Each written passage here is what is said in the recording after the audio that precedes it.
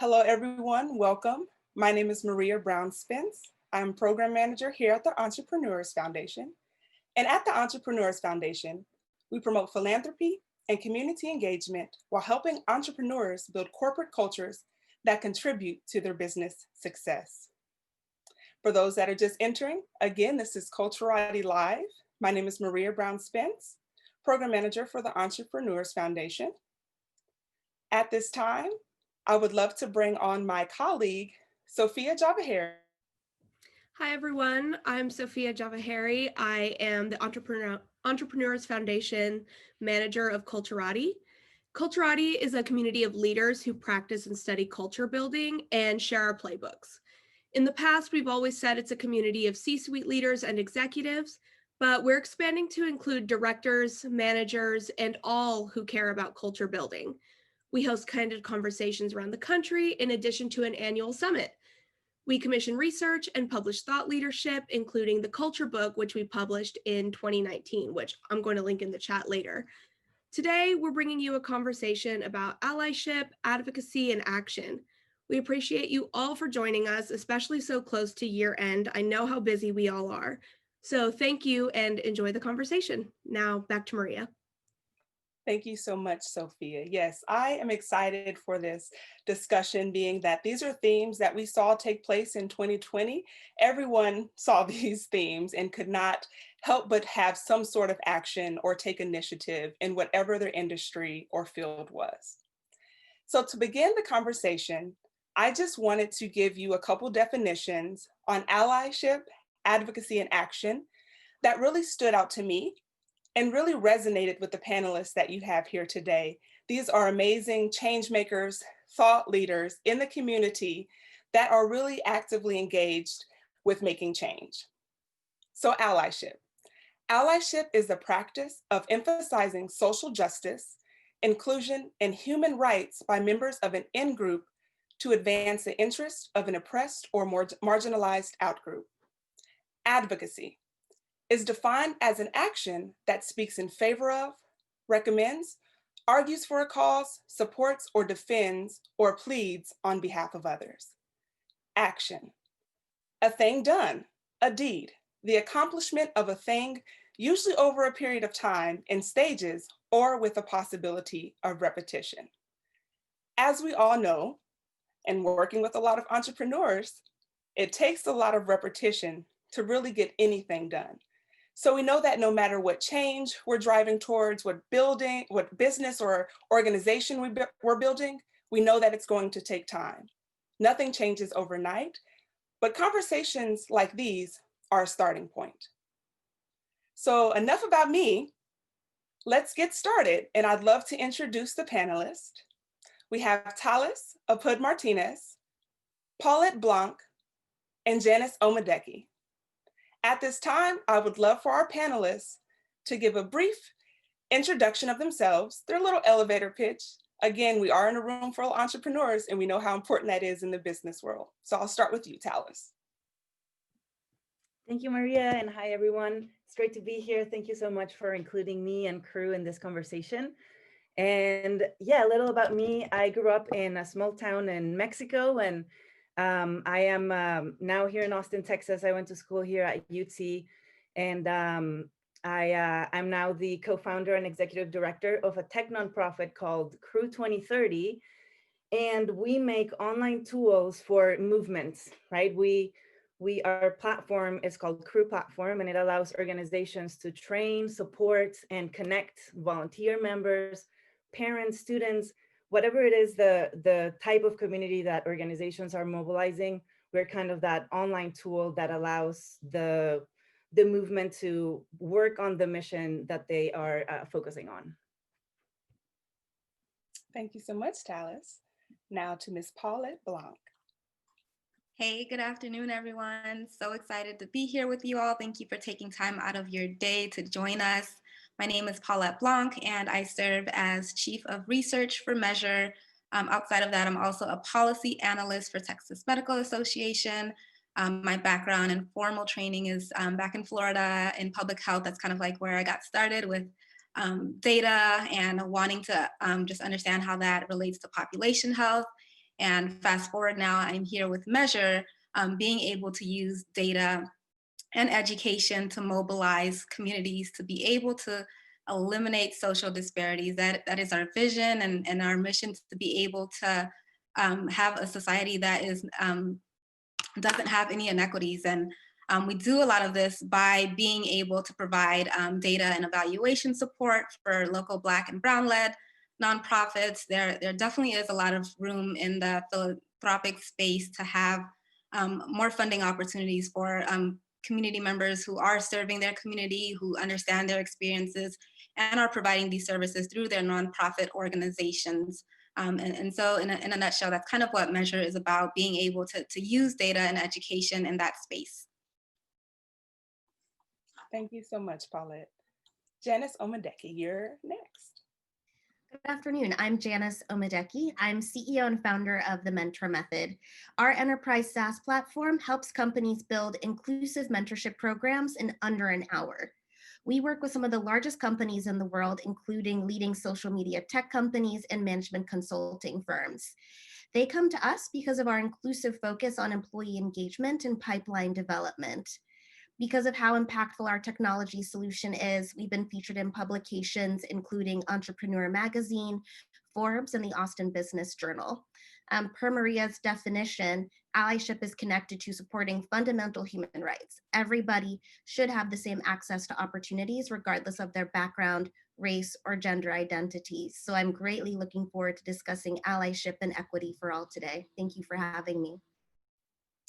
Thank you so much. So let's just dive in. And again, each person that was selected for this panel was slotted into a word that I felt resonated with the work they do and just who they are in general. Janice, as she mentioned in her elevator pitch, allyship. Paulette, advocacy, really doing the work and educating the people on an issue. And Talis, the platform, it really gets people to move towards action. And so for me, there couldn't have been a better selection to have these panelists defined under those. So out of the three words, allyship, advocacy, and action, how does your industry and/or organization work towards improving social impact? And I know you've given us a bit of your organization and the work you do, but I'd really like to hear about maybe a specific project or how you even got started in that space with your organization. All right, so we'll give that just a second. My colleague here, Sophia, says that 50% have answered. Welcome to the virtual space of where we're communicating through chat. Sophia, are you able to give me what the top number, what the top cause was so far? All right, here we are. So 45% said allyship resonated with their involvement, 25% said advocacy, and 30% said action. So based on that poll that we had, let's rewind, take a step back, and I'd like to ask the question, how did you get involved this year in 2020, either with allyship, advocacy, or action? Would you like to start, Janice? Happy to. Well, the basis of the Mentor Method is focused on making sure that historically excluded professionals are connected to mentors. If you look at the landscape of the number of executives and leadership positions, there's a disproportionate number of those in the majority in leadership positions as compared to those in more of the execution roles that are where typically our historically excluded professionals peak, right? So if we were to match people based on just age, race, gender identity, we would have a limited pool within those corporations that come to the Mentor Method. So we've expanded our focus to make sure that we're chemistry-based first, so that underrepresented professionals are matched to mentors regardless of the external parameters. That naturally builds a system of allyship and inclusion, where employees are given these advocates who can open doors, show pages of their playbooks, broaden their network, and provide promotional opportunities. So we've been focusing a lot in that space in terms of making sure that we're working with employee resource groups, but corporations overall, in how are they looking at mentorship as one of the key components to building an inclusive culture where allyship is a cornerstone of that. Wonderful. Thank you so much, Janice. I can chime in a bit about just advocacy and that word for measure. We use data to expose a lot of the inequities, and we also use it as a means for accountability to be able to measure the outcomes that we're trying to affect. And the institutions that serve the community have those metrics to hold them accountable. And we also use it to elevate the lived experiences of the people who are most impacted by historical and systemic inequities, being able to have their voices at the table when solutions are being created, because we believe that they're experts in their experiences and thus makes them qualified to come up with solutions as well. So our advocacy looks like, as I mentioned before, providing that data support and data evaluation for Black and Brown led nonprofits so that they can improve their services to the communities that they serve and to be able to get funding for their work as well. Our advocacy also looks like protecting Black girls from adultification bias, and we do this through our Innocence Initiative. And for those of you who may not know what adultification bias is, it's the perception that Black girls are less innocent or more adult-like than their peers, and thus they get harsher treatment within school systems, harsher disciplinary actions, and often are funneled earlier on into the criminal justice system. And so that Innocence Initiative is like a multi-pronged approach to really tackling this issue. And our advocacy also looks like creating a community engaged research course. So we know that data is a powerful tool. It shapes our laws, policies, healthcare, and so many other things. And so being able to create this research course that teaches Black and Brown researchers, it really develops them in a way that they can take on research methods and data analysis in an anti-bias framework. So those are just some of the ways we're advocating for the community, and also just providing our data support as well. So. Cool, I'll go with action. I think for us at Crew, we actually, all of our staff at Crew, we all have a background in youth movements. I personally work in helping build youth movements since I was really young, but then especially here when I came to the States and I was in college, one of my good friends and I started a nonprofit called Feel Good. And we were really inspired by the work of an organization back then called the Hunger Project that does work internationally to help eradicate poverty, extreme poverty in different countries around the world. And one of the main ways in which they inspired us is in always asking the question, what is missing? Which for us, then we, through the years, we turned into what is needed. When we're really, really passionate about an issue in society, I think every human has, we all have an issue or a series of issues that just really, really connect with the deepest part of our soul. I feel like that we're here to make a contribution towards something, and in a way, like all of our passions and like feelings of making a contribution towards an issue complement each other, right? So it's like we're all needed in our participation to help solve society's greatest issues. And in asking this question of what is needed, I think it's, for us, we've learned to ask it within the context of what is needed to help serve this mission that I'm feeling called to, given where I'm at and what resources are available to me. And with that question has guided all of the different initiatives that we've started, because we've worked together as a group of friends for almost 20 years now. And we've gone from answering that question of what's needed first when we created Feel Good to help raise money for organizations that were doing this transformational work we were so passionate about. And then in the middle of that work, as Feel Good started to grow into dozens of colleges, then we realized actually now we see another need, which is like, now we need to be more effective at connecting students and facilitating trainings and raising money so these young students also learn how to become entrepreneurs and leaders on campus. So at that time we started working, we built a few iterations of what Crew is now. That was at first just focused on this community of young people. And then very, very quickly, as we were in the middle of this series of prototyping sessions, we realized it is a terrible idea for one organization as small as Feel Good to raise money just to serve a movement of this size.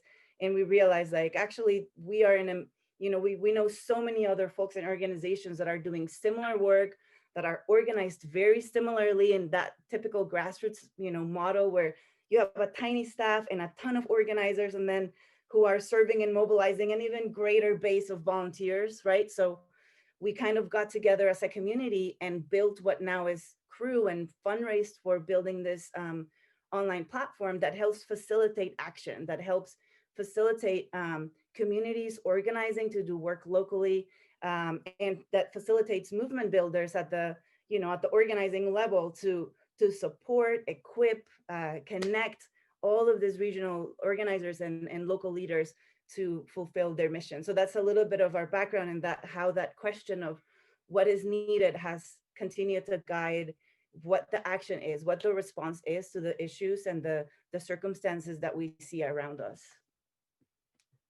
That's great. I really like how you said using the resources that you have available.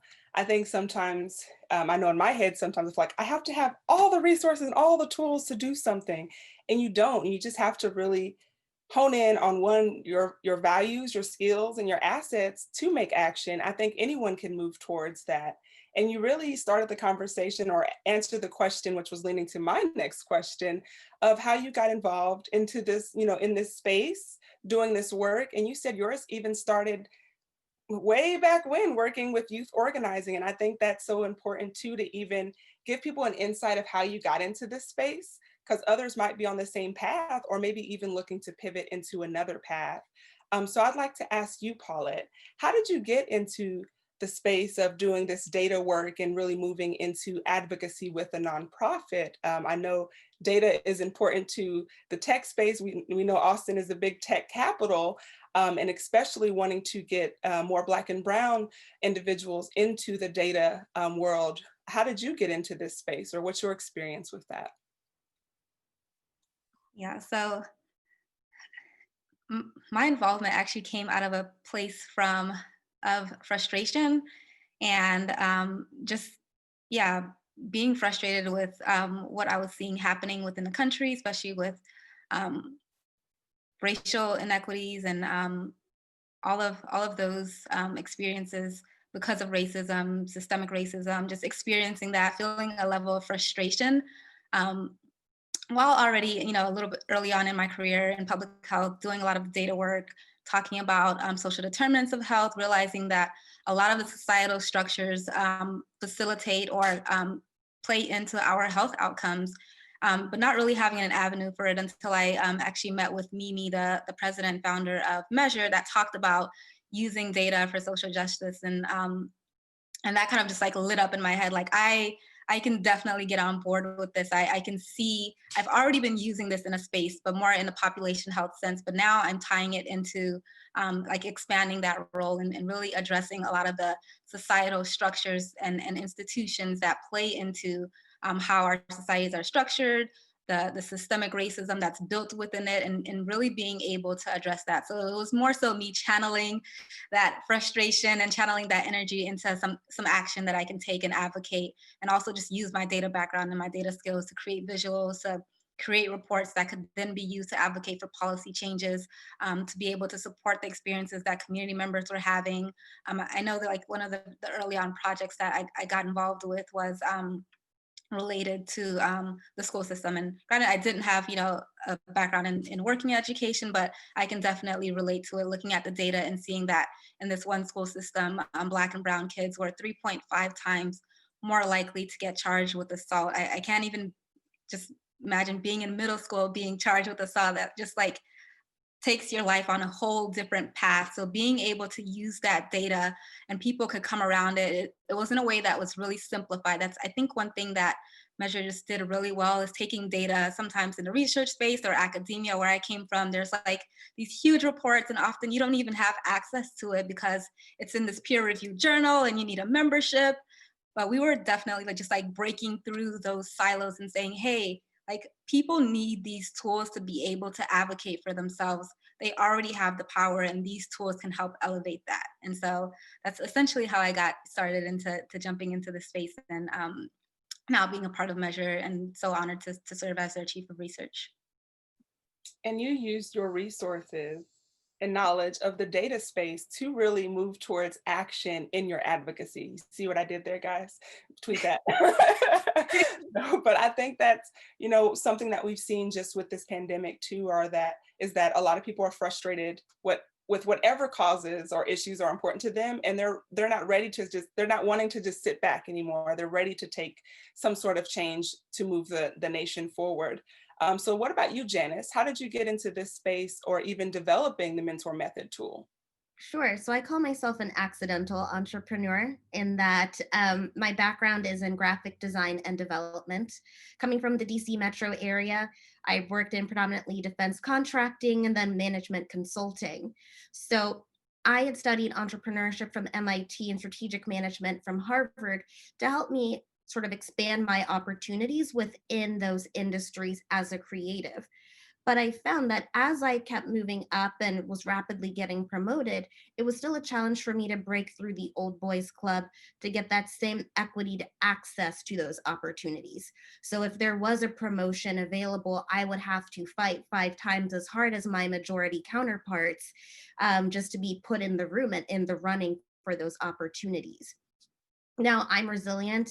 I've been a high performer for the duration of my career, but I recognized in the teams I was a part of or my community that there were people equally as intelligent, equally as bright, but maybe didn't have that same level of tenacity. And I knew that with the right mentor, the right ally and advocate, they would be able to go light years beyond where they are previously in their careers. And so I just couldn't sit and watch that. I really wanted to play a part in this fight for workplace equity for all. And that's where the mentor method started. I created this when I was a manager at PwC for my team of 40 individuals, just to see how we could match people. Because oftentimes when I participated in corporate mentorship programs, I would be matched to the only other woman, person of color, any other way besides being a top performer and being somebody that should be in those rooms and promoted. And I knew that that wasn't the way to actually see more workplace equity and see that pipeline become more diverse. So that's why I started the mentor method, and excited that it's working. Wonderful. I'd like to go back to Talis on this question, being that you do work with a lot of organizations and companies within your platform. Are there any specific issues or causes that are standing out to you the most, that you're seeing a common thread that people are trying to move towards action with? That's a great question. Let's see. Something that I've noticed, especially this year, which hopefully to do justice to the fact that I didn't really answer your first question, but and it is a thread across them. I've noticed a lot of youth movements this year who normally mobilize youth as volunteers to either raise money or be mentors to high school students or work in food recovery pantries and deliver food in different forms. All of these organizations, I think all of a sudden this year find themselves with young people who can't necessarily meet as often to do work in person as normally they would. And with all of the changes with schooling and everybody needing to be more remote and online, there's been this change in movement builders needing to be more of a space to help young people process what's going on in every way. It's been an intense year, and it's been interesting to see just how quickly programs change and adapt to meet the needs of their members, and even still, right, to continue adapting to new ways of gathering online in ways that they didn't necessarily used to in the past. I think that's been very interesting. And another interesting trend I've noticed is organizations who might have found themselves with lower budgets this year, finding creative ways to continue their work by merging. For example, I know of a couple of organizations who were able to continue their communities by merging with one another and sharing resources and kind of being more efficient in that regard, but still being able to work towards, aligned missions together. That was perfect, and actually leading into the next question that I want to throw back to Paulette on this one, and then open this up to all the panelists at that point. How do you define a movement, and how does advocacy become a movement?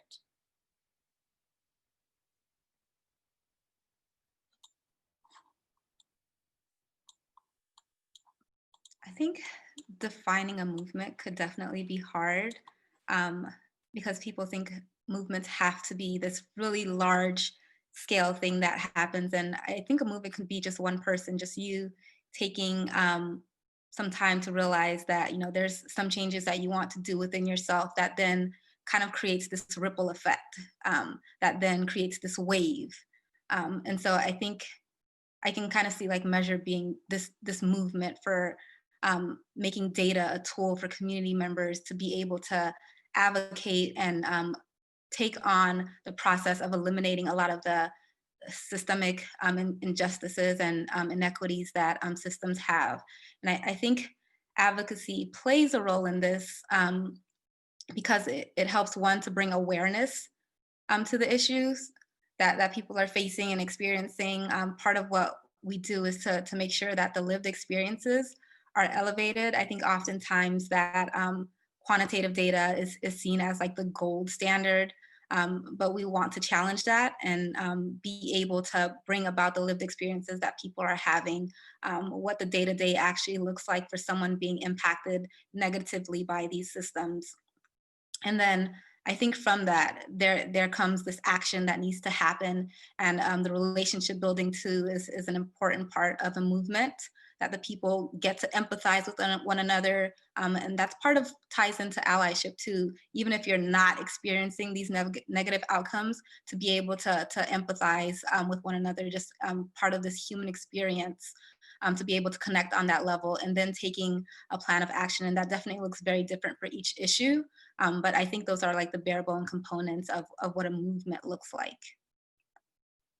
I think that was great what you said too, that it doesn't have to be this huge thing of millions of people coming together for a certain issue or a cause. It could be just one person speaking up or speaking out. And I'd like to throw that over to Janice actually next, because I have seen, and we've all seen now, the common buzzword of allyship, people that may not have come from that lived or shared experience, wanting to really advocate for those that have, and figure out ways that they can really support in a genuine and true way. So Janice, how would you define a movement in your space? And is there anything that's specifically standing out to you on the movements that are taking place within allyship? That is a great question, and I'm glad that Eugene asked that during this panel. I agree with everything that Paulette was saying in terms of a movement doesn't have to be thousands of people. There doesn't need to be a heightened level of emotions. It's really what you can do in that moment to create that tidal wave of change, right? So let's say, for example, with the mentor method, let's say that there is a straight white male who mentors a young woman of color through our guided system. They don't look like each other, but there's that chemistry there, right? So through making that match, that person in the majority is able to see themselves in that individual. And it's not something that you can see just based on paper, right? Like it's something that unless you really humble yourself and have those interactions, you won't know how to be a better ally. But then through that corporate mentorship, through that corporate allyship, those teachings that that individual gets from interacting with that professional then translates into their day-to-day. You're able to see that sort of movement and that mentality shift to allyship and looking at, okay, Jane Doe was experiencing systemic bias or microaggressions in these meetings. I never thought of that. But now I'm seeing it when I go to HEB and I'm talking to the cashier, or I see it in the way in which, my daughter on her school project is being asked to be, part of the marketing team versus the science and research side. They'll start seeing these inequities in other areas of their lives in several communities. and they'll be empowered to speak up and be an ally outside of where they're being employed. So to me, that's a movement, especially as a first generation American who's here speaking to all of you because of random acts of allyship from people who were kind to my parents and mentored them upon their immigration journey. It's really important that people recognize that it's not just the person who's receiving that mentorship and allyship, it's the person giving it, and then how that extends to their families and communities. And that starts the movement more so than just people sort of getting together and discussing the problem. And before we move on to Talis, I have a question from the audience to Janice. Oh, What's sure. required to be an effective mentor? That's a great question, Kristen. I appreciate you asking. A level of humility, empathy, seeking to understand, also understanding our own career path and journey, and being humble enough to actually share those experiences, wanting to say, here is the landscape that I explored. These are the landmines that I stepped on. Let me show you the number of steps you need to take so that you can avoid those. Also, making sure that you're not trying to fit this person into a mold and make them a miniature version of yourself, right? Everybody is different. Even if there is that chemistry and that simpatico alignment, recognizing that each person's journey will be unique to them. So making sure that you're really understanding, hearing their journey and applying the teachings and the lessons that you've experienced and the things that you've learned to their specific journey to make them as successful as possible.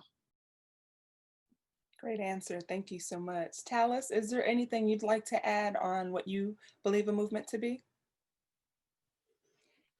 Sure. Just, I guess I'll add, there's this guy whose name is Paul Hawken, and he wrote a book called Blessed Unrest. And a few years ago, I came by a video that he wrote, and he was basically just describing, I think just as Janice and Paulette, you both kind of describe this like individual drive to make a contribution, and that is a movement. Basically, he's saying that is happening everywhere around the world, and we're living in a period in history where we are all a part of this global movement to help see and bring forth a world that works for all humans, for all life. And I think, yeah, that's just like a shared heartbeat that we are all experiencing. And yeah, it's just a beautiful thing, I think, to see ourselves and recognize ourselves as movement builders, from the relationships that we're a part of to the groups that we help build action with. And then I think to take that realization that it's not just us, it's happening everywhere. I think to me that's really inspiring and powerful, and in the sense that, we're all trying to move the needle forward into a more equitable and loving planet. And so I'd like to ask this question to you, Talis, based on the platform that you have with Crew 2030. One of our audience members asked, where do any of the organization's programs or pursuits cross over with environmental justice endeavors? Do any of the organizations in your portfolio have an environmental justice lens? Yeah, for sure. There's a few organizations that are doing, I guess I would consider food recovery part of an environmental justice movement, and that, right, we're taking food out of landfills and repurposing and then turning that into a social justice response by making food available to more communities in our cities. And there's a few other organizations that raise money for groups that are doing environmental work in Brazil, Costa Rica, and in different parts of Africa. It's, yeah, very inspiring groups for sure. Great. And so, as we know, 2020 has just been a trying year in all aspects: mental health, racial, social injustices, all of the things that we've been hearing time and time again on the webinars that have been taking place and within, our circles of influences.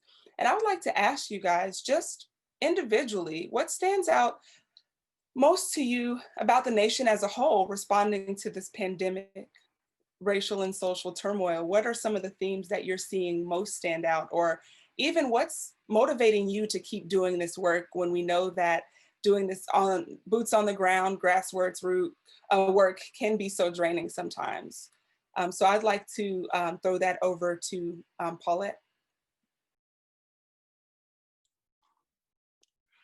Yeah, so definitely a couple things that stand out to me. One of the positive things that I think I've noticed is just that self-awareness of how we've internalized a lot of these systems. Whether I think it's virtually or nearly impossible to not have be impacted mentally or just your outlook on life in some way because of our the racial structure of our society. And so that awakening that I see within a lot of people, and some people that I think there's some people who have been aware all along, but that awakening is definitely something that is really promising. I think just because it definitely helps to move us in the right direction, beginning with that awareness. Without that awareness, I think we will continue to sit in the dark and think that everything's okay, we're integrated, and so everything's all good. But really that awakening, I think is really key and good to see. As far as the responses, I'll share an example of just like how I think we still have to be very vigilant about how things are done. For example, I'll give when the pandemic first came out, who had access to testing? It was people who were who had traveled abroad. That was like the initial kind of criteria. And when you think about it, the people mostly who have access to travel abroad are people who probably are more affluent. And so all of the other people who may not have the same level of affluence, but have come in contact with them, did not have that same access to testing. And these are our leaders and public health officials who have not been able to take that equity lens in everything that they do. And if we think about how it has played out with the disparities, I think that initial approach has a huge has a huge tie to how a lot of these disparities are playing out. So it really has definitely like lit up a fire in me to be very vigilant about how we take approaches and how policies are put in place, and being able to really be critical about things. What about yourself, Janice?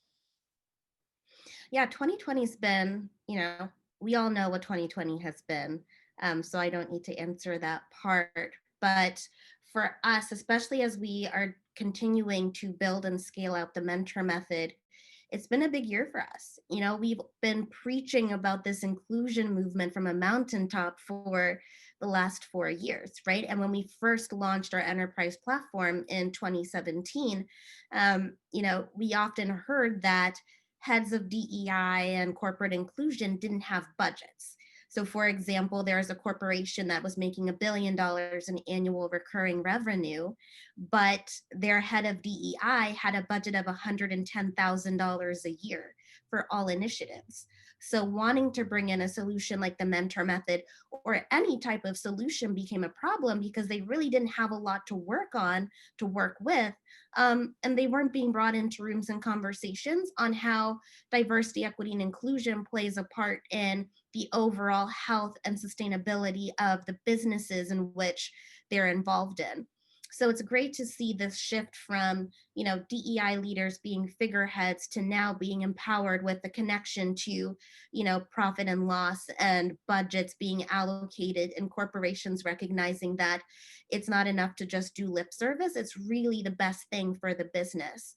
I think a part of that comes from historically excluded and underrepresented professionals feeling empowered to say enough is enough. These are the things that we're looking for. And also making sure that the majority stakeholders, so non-diverse counterparts and allies, are now being held accountable for carrying the majority of the work to make these corporations more inclusive and to make sure that there's substantial allyship within these corporations. And I think that shift from making it a problem for the historically excluded to now making this something that The majority is responsible for helping execute and being a collaboration partner, and really using their voice and opportunity to support that has made a world of a difference, not just for the mentor method, but those that we seek to serve through making sure that workplaces are more inclusive. How about you, Talis? Yeah, I think for Crew this year, in a way, the work has been very just practical in terms of the responses to seeing, in the middle, especially at the very beginning of the pandemic, seeing a lot of new communities that we hadn't served in the past, like accelerators, for example, who used to meet in person and used to facilitate programs in person, needing to do so online. So I think we've just spent a lot of our year, for one, responding to new kinds of programs, serving new needs to facilitate this new online model. And then for a lot of our existing organizations, we've spent also a lot of time with program redesign meetings. How should each of the organizations we're serving redesign their engagement touch points with their communities, even their responses of the different kinds of programming that they have available. And I think for one, and as we move through this year, and even in general, right, like moving into this new decade of, I think, more and more evident need for transformation in our institutions at every level, our political institutions, educational institutions, everything, right, needs creativity and transformation energy put in towards into that. And I think for us and for me, the one thing that remains unchangeable is the need for grassroots community-based organizations to help take care of one another as we sort things out, as we're going to sort out major changes that need to occur at, like I say, in every level. Communities are just, our safety net, our immediate safety net. And I think continuing to invest in grassroots organizations in every issue and continuing to support our community-based programs feels like one true bet. It can't go wrong.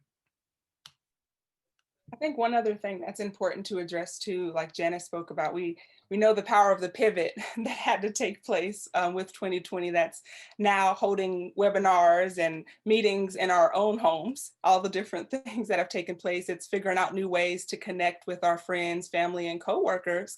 And I would really just say, in regards to that, what is one way that your specific organization or company has had to make a pivot in a way that you would not have if it was not COVID? Like, what is something that really stood out to you as a whole? It could be something good or bad. We know sometimes change is not always great, and sometimes change can be a good thing. So I'd like to ask you, Paulette, is there any way that you have had to pivot with measure and seen a positive or an outcome that you could work on towards 2021? Oh yeah, pivoting, has definitely been instrumental for us. One of the biggest things, or one of our biggest foundational pillars, is community engagement. Like, we cannot do this work without the community. Everything that we do is community led. And so finding those, we no longer had those in-person meetings and the spaces to gather as community to have our discussions, our community data gatherings.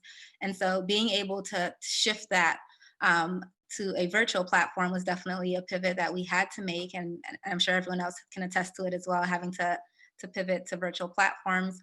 The part too that always is on our forefront is being mindful of people who don't have access to technology, and how do we reach them, whether it's being able to do phone calls instead, or making sure that they have access to that phone line so they are also able to join. So always being mindful too of just the different access levels and how we can be inclusive of our community members, and making sure that everyone has an opportunity to participate.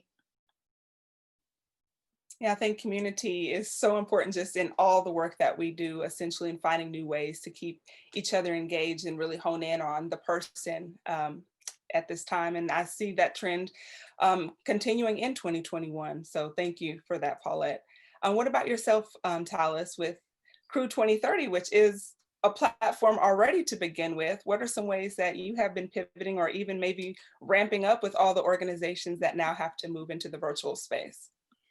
Yeah, for sure. So I think one of the new features that we found ourselves needing to build into this year has been ability for the organizations who we serve. They most often had summer training, summer camps, gatherings in person, multi-day type of events, and we've developed a series of functionality that allows multi-day live events hosting on the platform, just to make it easy if your members are already on a platform to keep them there, right? Like continuing to add functionality that meets the needs of this year and beyond. So that was a really straightforward one that we applied for a grant for, and thank goodness found some funds to invest in as a community into that direction.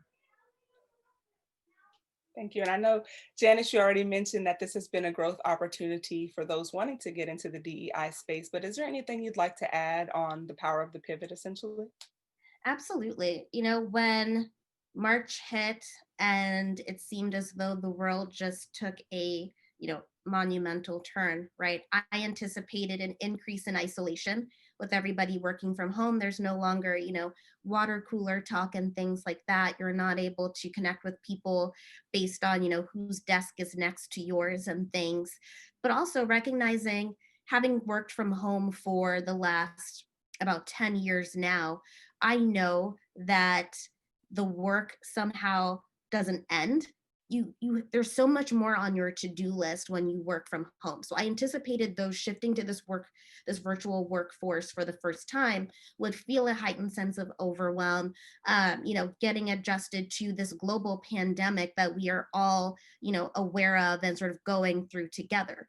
So because of that, we focused more on building these pods, virtual pods within the Mentor Method software. Like I said before, we've been shouting from the mountaintop the importance of virtual connection and virtual mentorship. So that wasn't a major pivot for us. But we did include a new type of mentorship called a family tree model, where groups of 10 to 12 professionals within a corporation would be matched, and they could form these working groups so that you know that you're in a safe space and you're working with people who understand you. There's still that chemistry-based matching so that you know that you're with people that have a similar alignment, but it's not just, say, a 1-to-1 or 2-to-1 ratio. It's really helping you build a sub-community within your corporation so that you still feel as though you have some level of companionship. So that's been a major update. Given our work, though, we are in the corporate inclusion space. So we work with the nonprofit around the corner, and we work with the larger social media companies and management consulting firms, as I mentioned before. But for me personally, I didn't feel like that was enough.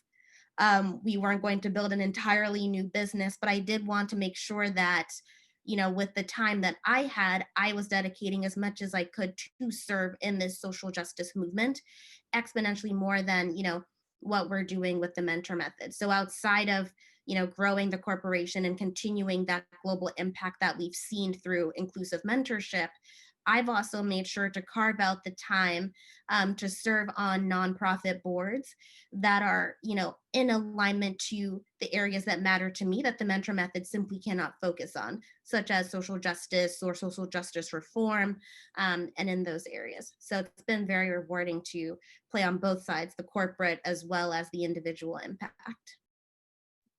And as mentioned previously in the definition of action, we know that sometimes this has to continue over and over again and have repetition, right? So for 2021, what are some of the most critical changes that we must face to make the future more effective and more just a happier place for everyone together? And how can we just continue the positive momentum that has taken place? We know that this is a wave of change for everyone, no matter what space they're in. How would you, what word of advice would you have for someone wanting to get into this work in 2021 or continuing the movement? I can start. I think the best piece of advice, and this is a great wrap-up question, Maria, thank you, is recognize that 2020 was tough, but we still have a long way to go. You know, especially for our allies, thank you for your contributions. Thank you for joining the fight for equity for all. And just remember that 2020 was just a fraction of a snapshot of what historically excluded professionals and historically excluded people feel on a daily basis from like the time that they were born, right? This has been hundreds of years in the making. And so empathize with the overwhelm, the burnout, you know, the things that you're seeing from an inequity standpoint, and recognize that these are things that, you know, the women on this panel have experienced daily in some situations, and that others that are not on this panel, that are in your community or on your team in a corporate structure, are experiencing and still showing up to work without actually having those conversations. So we still have to roll up our sleeves and get to work and just really empathize with how long this journey is, because we can't, even if we're tired, we still have to keep going. How about you, Paulette? Yeah, I would definitely piggyback off of what Janice said, that this is definitely a marathon, and I don't, yeah, it's gonna be it's definitely gonna be a long road. This system wasn't built overnight, and it's not gonna come apart overnight as well. So one, that's definitely the mindset to frame yourselves in, that this is something to commit yourself to for the long haul, and just thoughts on actions that can be taken. I think oftentimes there's that idea that, you know, well, I don't have the money, so I can't do anything. So definitely challenging people to be creative. I've seen some amazing, amazing avenues that organizations have taken to support nonprofits that are doing grassroots work and really supporting the needs of the communities and tackling racial injustice. They've done things like provide grant writers where they can't, you know, provide funding. They can send grant writers. They've done things like make connections. There's so many different ways that, you know, you can be a part of it and help out. So challenge yourself to think about the needs of organizations and build those relationships and ask. I think asking is definitely the first step to understanding how you can help. There are different needs for different organizations. And so being able to ask them what they need and helping in some way to provide that. So. Yeah, ditto those. I love y'all's responses and take them to heart myself and agree. I think it's going to be a decade of changes and hopefully continuing the transformation that we're starting to see, and yeah, just the awakening in every way that this year has made evident for us. I think besides what Paulette and Janice said, I think this year also, you know, like you're saying, we're all at home in our children's bedroom and, you know, finding those boundaries between our kids and our loved ones and work and our communities. And I think hopefully this is also a year where we reground our lives, you know, reground our relationships and our priorities and our ability to respond creatively to being in relationship, right? Like the being in relationship with our immediate people in our households and our neighbors and our cities. I think we're just called to be a part of a generation of redesign and creative response. So I think no matter our circumstance and where we are, there's still a way to answer that what's needed question, and there's always still something we can contribute from volunteering to just being in relationship. I think sorry, I'll end there. Rambling. Well, I just want Thank you so much to our wonderful panelists and the work you all are doing in the community and just being wonderful human beings to begin with, as I know you all. Personally, I would like to say if you want to stay connected, which I'm sure everyone does with all this insight that took place here on the panel, you can reach Paulette at www.measureaustin.org, Janice, crew2030.org, and Talis at the, excuse backwards, Talis at crew2030.org and Janice at thementormethod.com. We did have, okay, Talis, thank you. Someone was wanting to connect with you and needed your information. All of this connection taking place in the virtual space. I love it. This recording will be sent out on social media and a follow-up email as well. There will also be a small survey or brief survey that we'd like you to take, which will help guide us in the direction for 2021 programming. That's so important to us to make sure that we have discussions that are important to you.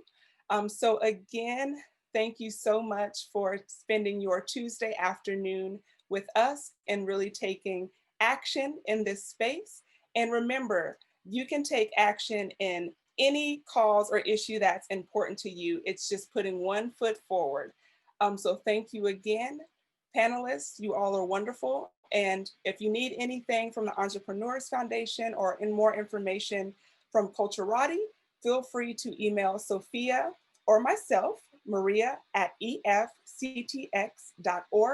and Sophia at efctx.org. And again, we know this is the virtual space. No one's going to remember that probably, but again, feel free to contact us on email or social media. We'd love to hear from you all. So take care and enjoy the rest of your week.